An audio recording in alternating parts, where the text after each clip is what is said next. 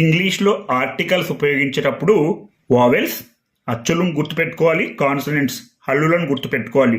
అచ్చులంటే AEIOU, హల్లులంటే అచ్చులు కానటువంటివి హల్లులు అవుతాయి. అచ్చు శబ్దాలతో పలికే వాటిని యాన్ అనే ఇండెఫినెట్ ఆర్టికల్ వస్తుంది.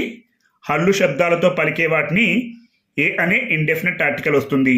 ఉదాహరణకు అండ్ అవర్. ఇక్కడ ఇది హల్లు అయినప్పటికీ కూడా ఇక్కడ మనం శబ్దాన్నే గుర్తుపెట్టుకోవాలి.